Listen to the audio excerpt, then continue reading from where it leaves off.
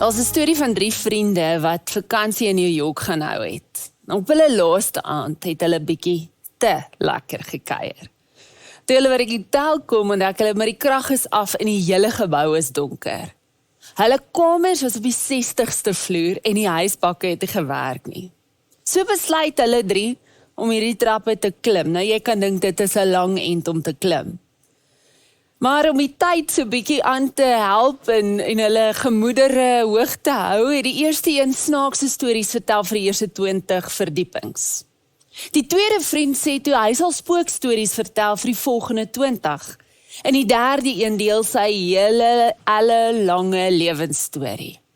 Hulle het geklim en geklim, geswoeg en gesweet, dit neem hulle 4,5 ure se klim in die donker. Toe hulle uiteindelik by die 60ste vloer kom, uitgeput, sê die een, ouens, ek weet nie om dit vir julle te sê nie, maar ek het vergeet om ons kamersleutel by die ontvangs te gaan haal. Dit kan jy jou voorstel. Al die moeite, al die klim, net om uit te vind, jy het nie eintlik wat jy nodig het nie. En vandag wil ek jou vra, het jy die sleutel? En wanneer ek praat van die sleutel, bedoel ek 'n lewende geloof. Sonder dit kan ons klim en strewe en werk, maar ons sal nooit ingaan in die lewe wat God vir ons het nie.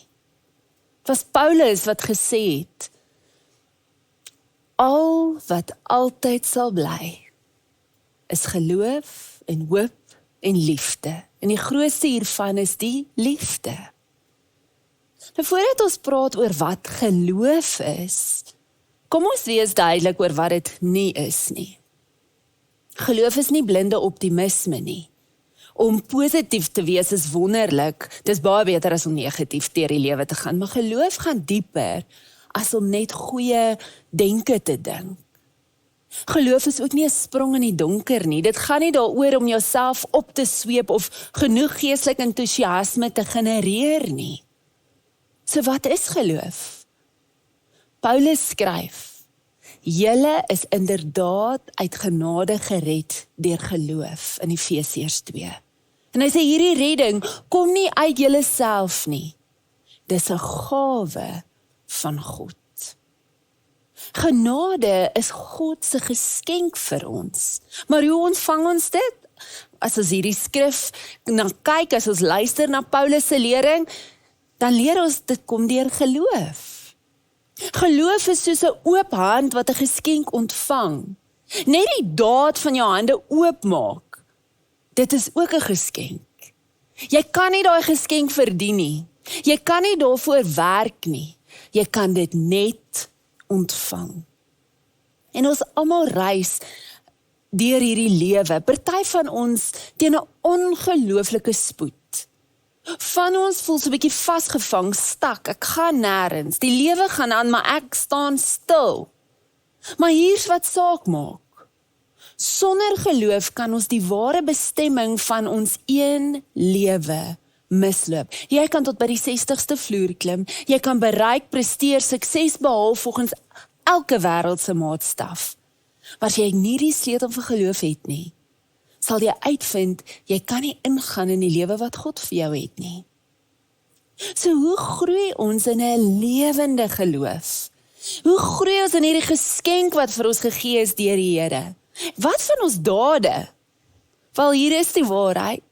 Dit is onmoontlik om geloof te skei van wat ons doen.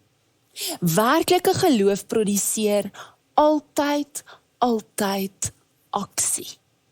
En een van die eerste tree van om te lewe, om te doen, om 'n dader van my geloof en die woord te word is, maak die deur oop. En ontvang hierdie geloof as geskenk. Geloof kom as 'n geskenk wanneer jy jou lewe oopmaak vir Jesus en sy woord. Paulus sê dit vir ons duidelik. Die geloof is dus uit die gehoor en die gehoor is deur die woord van God, Romeine 10:17. Wanneer jy die deur van jou lewe oopmaak vir Jesus, oopmaak vir sy boodskap, dan bring hy geloof saam met hom. Jy kan dit nie opwerk nie. Kom as 'n geskenk wanneer jy hom ontmoet. Nou dink aan hoe jy 'n deur oopmaak. Soms wanneer ek by iemand se deur klop, maak hulle nie oop nie. Soms kom ek na hulle deur toe, en hulle maak hom so oop op 'n skreefie en praat deur 'n skreefie. Soms kan ek sien, dis bietjie deur mekaar daar binne, goed word gou weggepak en reggepak voor hulle die deur oopmaak.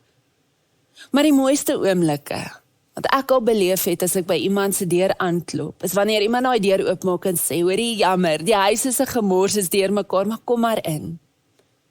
Nou Jesus klop aan die deur van jou lewe. Hy hou nooit op klop met sy woord nie, met sy boodskap nie. Hy soek nie, hy verwag nie, dat ek en jy eers alles moet skoonmaak nie. Hy wag vir jou en my om te sê, Here, hierdie huis is 'n bietjie deur mekaar en 'n gemors, maar kom asseblief in.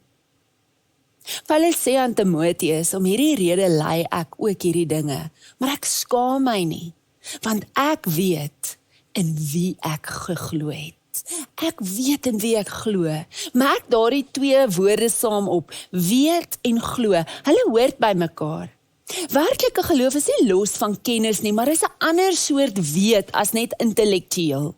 Geloof is om te weet dat God werklik is en teenwoordig is in elke oomblik. Jy's nooit ooit alleen nie. Jy's in Christus geliefd, aanvaar en vergewe. Al God se hulpbronne vir jou is beskikbaar deur sy Gees en niks, absoluut niks, kan jou van God se liefde skei nie. Dis anders as wensdenkery. Dis om innerlik te weet.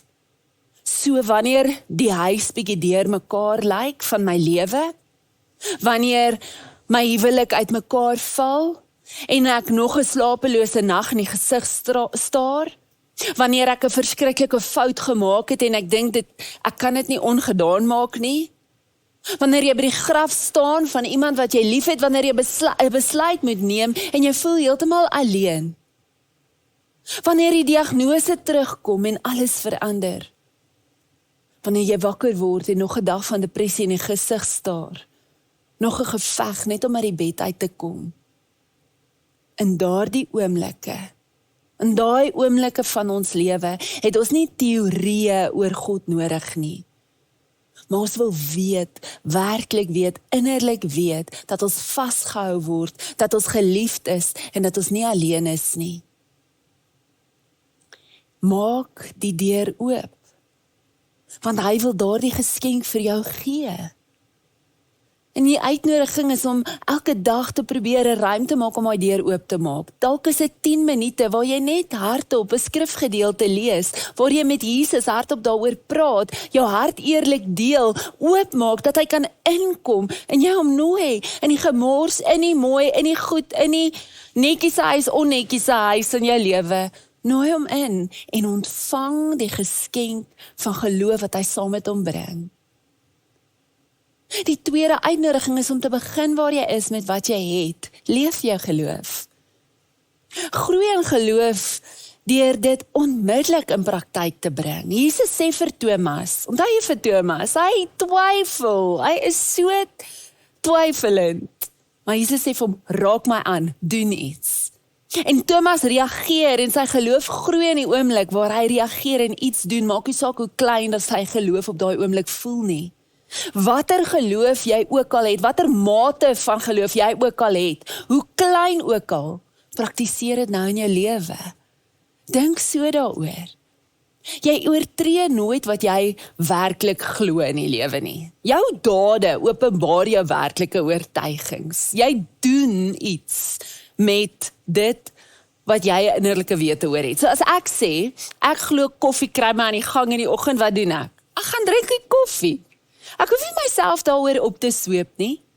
As ek sê, ek glo in swaartekrag, gaan ek nie van geboue afspring om dit te bewys nie. Ek hoef nie myself konstant te herinner nie, maar my dade, my manier van leef, demonstreer my oortuiging.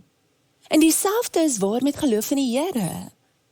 Jakobus sê 'n mens word nie geregverdig deur geloof alleen nie, maar deur geloof wat werk. Paulus sê ons is geroep tot die gehoorsaamheid wat uit geloof uitkom. En hulle sê hier dieselfde ding. Werklike geloof verander alles oor hoe jy leef. As ek regtig weet ek is geliefd en vergewe, sal dit vorm hoe ek leef. As ek regtig weet, God se hulpbronne is beskikbaar vir my, sal dit affekteer hoe ek uitdagings in die gesig staar. As ek regtig weet, niks kan my van God se liefde skei nie, sal dit verander hoe ek selfs lyding in die gesig staar. En hier's waar baie van ons vashaak. Ons bekommer ons dat ons nie genoeg geloof het nie. Ons kan nie begin net met waar ons is nie, maar hier's die waarheid. Dis nie die kwaliteit van jou geloof wat jou red nie. Dis die objek van jou geloof. Dis wie jy in glo. Dink aan Abraham. Hy staan bekend as die kampioen van geloof. As jy sy storie ken, weet jy, sy geloof was ver van indrukwekkend. Hy het gejok dat sy vrou sy suster is 2 keer om homself te beskerm. Hy het 'n kind gehad met 'n slavin, omdat hy nie kon wag vir God se tyd nie. En toe God hom 'n seun beloof het, hy onder sy asem gelag. Tog sê die skrif, hy het God geglo, hy het geloof gehad, en dit is hom as geregtigheid toegereken. Paulus sê hy het nie gewankel in geloof nie, dat hy ten volle oortuig was van God se krag. Hoe kan albei waar wees? Omdat die held van Abraham se storie nie Abraham is nie. Dis God. Abraham was 'n gewone, verwarde, bang man. Hy het geweet sy liggaam was so goed as dood. Hy het geweet sy vrou se skoot was dood. Hy kon dit nie laat gebeur nie. Hy was heeltemal afhanklik van God en God alleen. Hy het klein geloof in 'n groot God geplaas. En dit was genoeg. Jesus het gesê, jy het net geloof so groot as 'n mosterdsaadjie nodig. Hoekom? Omdat jy 'n groot God het. Het is beter om 'n klein geloof in 'n groot God te hê as 'n groot geloof in 'n klein God. Dink aan die Israeliete wat deur die Rooi See getrek het. God het die waters oopgemaak. Mure van water aan beide kante. Party het dit waarskynlik geniet, gejuig met vertroue, die grootheid van die Here. Ander was waarskynlik bang, oortuig hulle gaan doodgaan. Hulle het verskillende uitdrukkings van geloof, verskillende mates van geloof gehad, maar hulle was almal ewe gered. Die mure van die water het vir hulle almal gehou. Die karakter van jou geloof word bepaal deur die karakter van die God in wie jy glo. En ons God is die God wat iets uit niks skep nie, wat die dooies tot lewe roep, wat 'n weg maak waar daar nie 'n weg is nie. Dis die God in wie ons glo. So begin met wat jy het en waar jy is. Vertrou op hom. En dan stap saam met ander. Jy hoef nie alleen te glo nie. Moenie hierdie reis alleen reis nie. Hoekom maak dit saak dat ons saam met ander hierdie pad stap? Want jou geloof kan soms 'n knou kry. Soms gaan jy deur 'n ervaring wat jou vertroue in Christus stamp. Dit is die lewe. Dit is die gebrokenheid van hierdie lewe waarin ons nou leef. Daar gaan 'n dag kom wat dit nie meer oor ons pad kom nie en nie meer 'n uitdaging is nie, maar in daardie oomblikke waar ek dit nou beleef, in die gebrokenheid van myself en hierdie wêreld, het ons mense nodig wie se geloof ons kan ophou. Hulle geloof kan jou op 'n of ander manier aansteek, aanmoedig, help om aan te hou aangaan. Ek dink aan 'n vriendin met wie ek onlangs tyd deurgebring het. Sy sterk van buite, maar veg daagliks teen kliniese depressie. En nadat ons tyd saam deurgebring het sy vir my boodskap gestuur en sy het vir my gesê, jou geloof help my geloof. Dis dit werk. Ons hou mekaar op, ons herinner mekaar aan wat waar is, wanneer ons dit nie self kan sien nie. En ek het verskeie sulke mense ook in my eie lewe al gehad, waar ek vasgevang voel, onseker voel. Maar hulle geloof help my geloof. Nou, dit is belangrik vir my om hier dit te noem. Ons almal gaan deur ervarings wat ons skud. En wanneer ons twyfel, is dit nie 'n sonde nie. Twyfel is anders as ongeloof. Wanneer jy in twyfel is, worstel jy steeds, soek jy steeds. Jy het nie opgegee nie, jy sukkel net om duidelik te sien. En Jesus het Thomas in sy twyfel ontmoet, sonder een woord van veroordeling. Jesus ontmoet ons in ons twyfel, as ons bereid is om dit na hom toe te bring. Vir party van ons is die mees bevrydende ding wat jy vandag kan doen om eerlik met God te wees oor daardie diep twyfel wat in jou weggesteek is. Moenie skaam wees nie. Moenie skaam daarvoor wees nie. Bring dit in die lig, deel dit met God, deel dit met iemand wat jy vertrou, want dikwels agter ons twyfel is daar pyn of tragedie of hartseer en Jesus ontmoet ons daar. So dalk wil jy 1 of 2 mense wat op hierdie reis is, wat saam met jou stap identifiseer. Mense wat eerlik sal wees oor hulle eie stryd, maar jou ook sal vashou wanneer jou net te swaar voel. So laat ek jou nog een keer vra. Het jy die sleutel? Die sleutel is 'n lewende geloof, 'n diep innerlike wete, dat jy deur God in Christus geliefd, aanvaar en vergewe is. Dat jy nooit alleen is nie. Dat al God se hulpbronne joune is. Dat niks jou van God se liefde kan skei nie. Jy het nie die perfekte geloof nodig nie. Jy hoef nie alles uitgewerk te hê nie. Jy moet net die deur oopmaak vir Jesus. Stap saam met ander. Eerlik wees oor jou stryd. En optree, doen, prakties leef met watter geloof jy ook al het. Die kwaliteit van jou geloof red jou nie. Die objek van jou geloof red jou. En jy kan alles, elke oomblik, elke gawe, elke besitting, wet op hierdie man met die naam Jesus. Jy sal nie 'n beter objek vir jou geloof vind nie. As jy daardie geloof wil hê, kom dit as 'n geskenk wanneer jy jou lewe vir Jesus oopmaak. En miskien moet jy vandag die deur oopmaak en sê, Here, hierdie huis is deurmekaar, maar kom in. Miskien moet jy vandag erken in jou geloof, dat jou geloof klein is, en God vra om jou te help in jou ongeloof. Miskien moet jy vandag ophou probeer om in jou eie krag tot by die 60ste vloer te klim, en eenvoudig die sleutel ontvang wat vir jou aangebied word. Wat jy ook al vandag nodig het, weet dit. Christus klop. Hy klop met sy woord. Hy klop met sy teenwoordigheid. Hy gee nooit op om aan die deur van jou lewe te klop nie. Laat hom inkom. Hy bring een van die grootste geskenke van jou lewe saam met hom. Geloof. En dit sal altyd bly. Kom ons bid saam. Here, ons praat oor om U te vertrou. Party van ons het nie daardie vertrou op die oomblik nie. Party van ons wil ons lewens en gedagtes meer oopmaak vir U en U woord. En ons vra dat soos U ons lewens en ons denke met U teenwoordigheid inkom, U die saad van geloof in ons sal plant. En Here, en daar's party van ons wat regtig seer gekry het al. Ons geloof is min, ons vertroue is geskenk.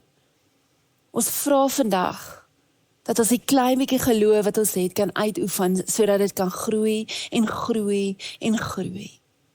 So kom Here, seën ons met geloof vandag deur die woord, in die naam van Jesus Christus. Amen. Amen. Dankie dat jy vandag weer ingeskakel het. Ons gaan vir die volgende 40 dae op 'n reis waar ons Jesus meer wil ken, hom volg, ons geloof wil groei in wie hy is, hoe hy die lewe geleef het. En op ons lentreis van 40 dae is daar elke dag 'n oordeenking waarmee jy kan reis. Ons gaan hom leer ken en hoe hy gebid het in die moeilike omstandighede van die laaste dae van sy lewe. Ons gaan tyd spandeer in die psalms wat in hom geleef het en waarmee hy groot geword het. En ons gaan saam met hom na die kruis, na Golgotha. En ons bid soos Paulus, al wat ek wens is om Christus te ken, die krag van sy opstanding te ondervind, deur gelyk te word aan hom, selfs in die dood. Meer inligting hieroor is beskikbaar op ons webtuiste en jy kan ook die lentgids aflaai op ons YouVersion Bible app. Ontvang die seën van die Here. Die genade van ons Here Jesus Christus, Die liefde van God ons Vader en die vrede van die Heilige Gees is en bly met jou. Amen.